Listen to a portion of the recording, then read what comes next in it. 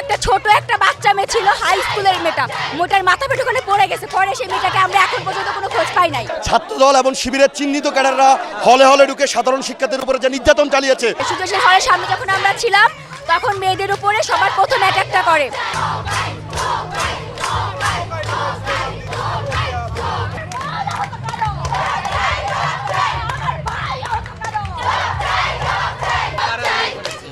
আমাদের উপরে ছাত্রলীগ প্রথম অ্যাটাকটা মেয়েদের উপর করে হলের ভেতর থেকে। সুজনের হলের সামনে যখন আমরা ছিলাম তখন মেয়েদের উপরে সবার প্রথম অ্যাটাকটা করে।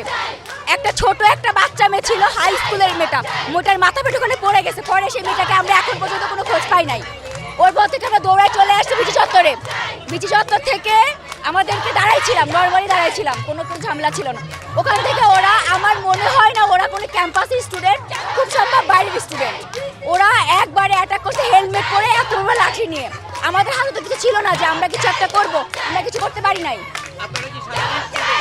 জি হ্যাঁ, আমরা সাধারণ স্টুডেন্ট ছিলাম। আমরা আন্দোলন নিয়ে যখন একবার দাঁড়াইছিলাম তখন আমাদের একভাবে বাসের ভিতরে নিয়ে গিয়ে এমনভাবে পিটাইছে যে ভাইয়াগুলো ছিল আমাদের প্রোটেক্ট করার চেষ্টা করছে, তাদের মাথা ধরে ধরে এখানে বাড়ি দিছে।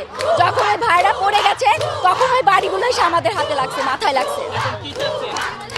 আমরা চাই এর তুলনামূলক শাস্তি হোক। এই যে আমাদের উপর নারী অত্যাচার কোথায় লেখা আছে? কোনো সংবিধানে লেখা আছে আমাদের প্রধানমন্ত্রী তার একজন নারী? তাহলে এটা কিভাবে সে করতে পারে? আমরা এর যথাযথ বিচার চাই, এর এছাড়া আর কিছু নাই।